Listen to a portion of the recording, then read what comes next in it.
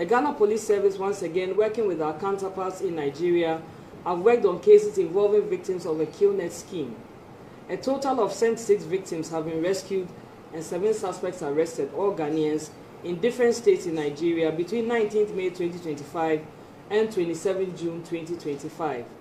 30 victims were rescued in Agbara, Ogun State in Nigeria on 19th May 2025, and 15 victims were rescued and 1 suspect was arrested in Uyo in Akwa State on 22nd June 2025. The suspects are in the custody of the Nigerian authorities assisting investigation and subsequent prosecution. The Ghana Police Service is working to reunite the rescued victims with their families in Ghana. Victims are typically instructed to travel, usually by road, to an unfamiliar country. Ghanaians are sent to foreign countries while foreigners are brought to Ghana. Upon arrival, a syndicate member meets them and lodges them in a hotel, demanding an initial training and facilitation fee ranging from 800,000 to 2 million CFA for Francophone victims, or $1,000 and above for Ghanaians. Victims are then transferred into the holding camps, which are usually rented rooms, which house between 10 and 40 people under very poor conditions. Their phones and all travel documents are seized and their activities, especially phone calls, are closely monitored. They are then introduced into the Qnet business and promised huge returns if they recruit others to join.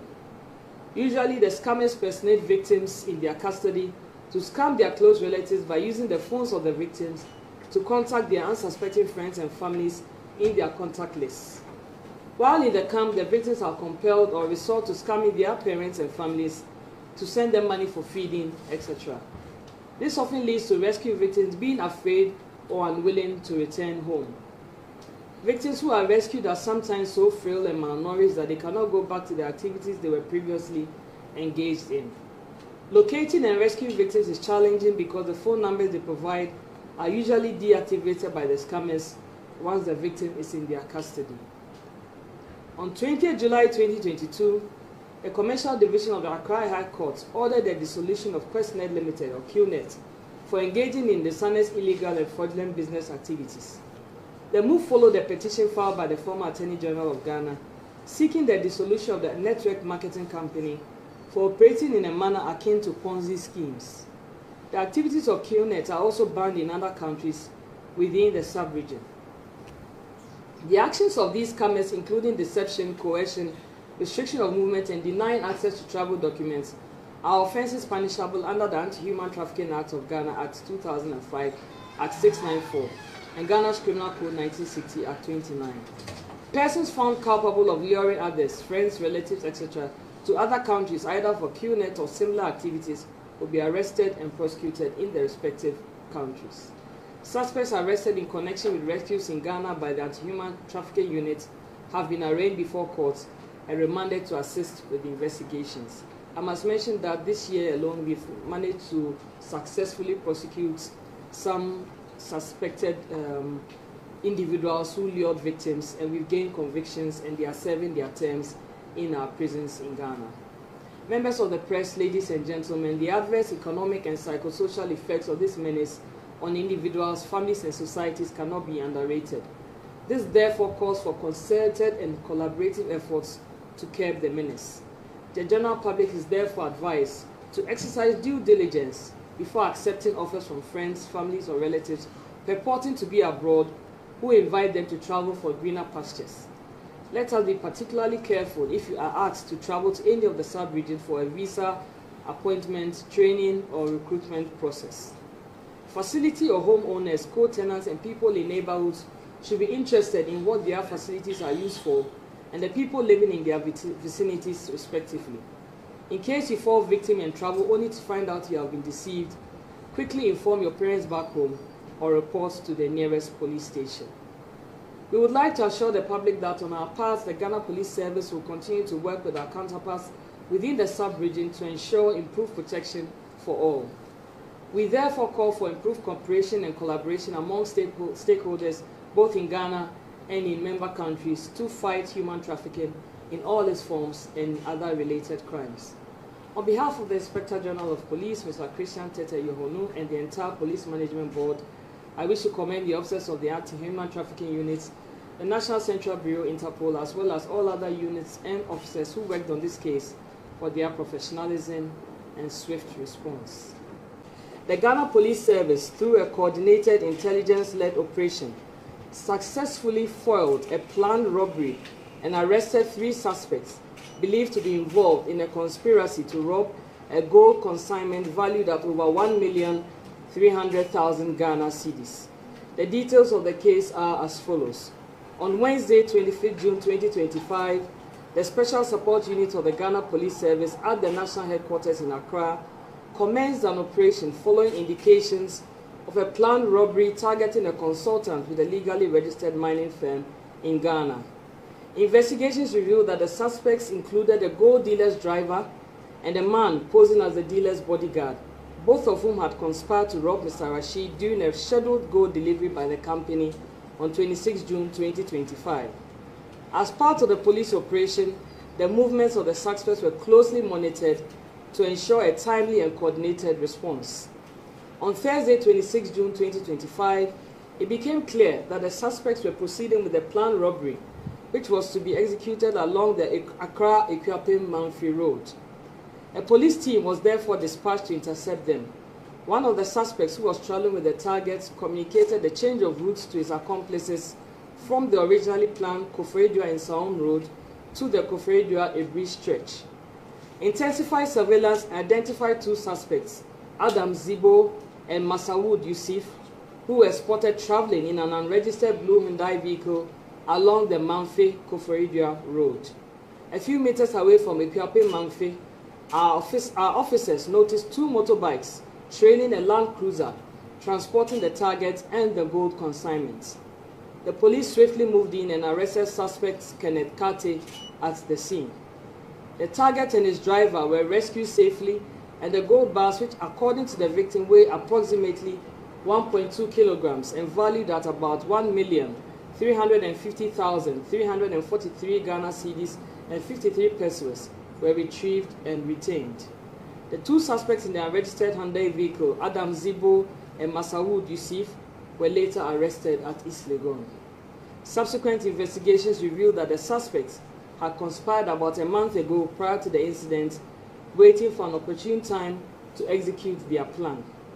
Suspects Adam Zibo and Masawood Yusuf reportedly facilitated logistics for the operation, including the vehicle, cash to procure AK-47 rifles, and motorbikes. One of the suspects was also to receive and assist in the sale of the stolen gold. Suspects Adam Zibo and Masawood Yusuf, in the course of investigation, informed police that suspect Edu Jehu was not part of the robbery. He has since been granted bail. The 3 remaining suspects have been detained to assist with further investigations and will be arraigned before court. Further developments will be duly communicated. On behalf of the Inspector General of Police, I wish to commend all our officers who took part in this operation for their vigilance and dedication that ensure the success of this operation. As I mentioned in the beginning, it's part of our duty to educate and sensitize and inform our citizens. So with this, what I'd like to say is that it's important for you to contact the police in whichever locality you find yourself. If you need assistance when you're embarking on an operation such as this, or when you're embarking on a business such as this, don't think that you can move on your own. Always seek assistance from your local police or from the headquarters to assist you to move important issues or information from place to place. In the eastern region, an arrest of 1 Ghanaian and 16 Chinese nationals was made in illegal mining activities at Achem Amenase in the new Ebrim district of the eastern region. On the 19th of June 2025, the Criminal Investigation Department headquarters received a petition from Mr. George Na to the effect that some persons were engaged in illegal mining in his concession located at Achem Amenase, the new Ebrim district of the eastern region. On the 20th day of June 2025, a team of police from the CID headquarters and National SWAT proceeded to the site and arrested 1 Ghanaian by name Abdul Mumin Adams, aged 42 years, and 15 Chinese nationals, namely Wang Fu Qing, 32 years, Yi Bihua, 44 years, Zheng Zhu Yi, 64 years, Yi Yu Ming, 55 years, Lu Jianbo, 59 years, Tian Yu Bing, 46 years, Fan Shuhui, 47 years, Du Chengguan, 54 years, Yuan Jiandong, 33 years, Wu Kehu, 57 years, Zhu Lingcheng, 49 years, Chen Yi, 38 years, Shi Gaohui, 43 years, Tan Taozhong, 53 years, and Lin Lizhong, 60 years, who were all engaged in mining activities. Suspects Abdul Mumin Adams, in his caution statement to police, admitted he was the one who masterminded the coming of the Chinese nationals to the site to do the mining through Guangzhou.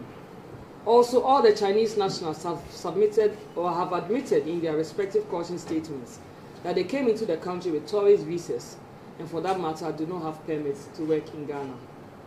On the 24th day of June 2025, all the 16 suspects were put before the Circuit Court 2 Kufredua in the Eastern Region and remanded into lawful custody to reappear on the 3rd day of July 2025. Efforts are underway to have suspect due arrested to assist investigation. As I conclude, I would like to once again state that the Ghana Police Service remains fully committed to dismantling organized criminal networks and ensuring the safety and security of all persons and property nationwide. Once again, we would like to urge members of the public to continue cooperating with the police and to promptly report any suspicious activities for immediate action. All right, so the first has to do with, I've talked about success, right? Yes, we've been able to successfully prosecute and have about 4 suspects convicted with relation to anti-human trafficking cases, both male and female suspects. And the case involving the Ghanaians who were rescued in Nigeria, yes, that case is ongoing. I believe you remember that some suspects were arrested in Ghana, those who received monies here as part of the ransom that was being asked for. Yes, they are being handled here. The case is ongoing. And the other suspects in Nigeria who remain in Nigeria are also facing prosecution as well. So that case is something that we are still continuing with. And I believe that when we are able to conclude, finally, we will inform the public as well. The killing of 5 people in Islam, the one related to Sandwini, yes. Pardon? Asiyao, yes. Asiyao, yes. It's also an active investigation. We have made quite a significant progress. We made a number of arrests. We have had to go back to the scene, done our usual reconstruction of the scene and all of that. And we are almost through with the dockets to be handed over to the Office of the Attorney General for prosecution. So we have made significant progress in that case as well. Thank you. And your last one had to do with a story in the media about the arrest of Mr. Maxwell Kofi Juma. Yes, that's accurate. Mr. Maxwell Kofi Juma was arrested based on a complaint that was, or a petition that was submitted to us by the Gehok Distilleries Company Limited. We received a petition to the effect that some vehicles which were the property of that company had been stolen by the said Maxwell Kofi Juma. Warrants for arrest was properly secured, and that was the basis for which he was arrested, and he's in our custody at the CID headquarters and is assisting with investigation. I must mention that as at this afternoon, we have retrieved 3 vehicles. So the said vehicles that were stolen by him have been retrieved. So he's really assisting us with the investigation, and then we will take it up from there. Yes, thank you. Yes, that case is also actively ongoing. Chairman Wontumi has visited us a couple of times. He's also actually supposed to be coming back to us sometime this week. Unfortunately, he was ill. His lawyer submitted a letter to us that he was ill, and I believe he's now okay because we have communicated to them that he should be seeing us this week, and they have responded. So that investigation is also actively ongoing. I must mention that he's not the only one we've arrested or we are investigating. There are a number of people that we are considering persons of interest. Last week, for example, he had a partner, Wan Akwoku, who was part of the investigation to do with Akunta mining. He was also arrested here and detained we've taken statements from him, and we are continuing with that investigation. So I want to assure you that that particular investigation is actively ongoing, and when we are done, we will definitely inform the public on the final action. Thank you.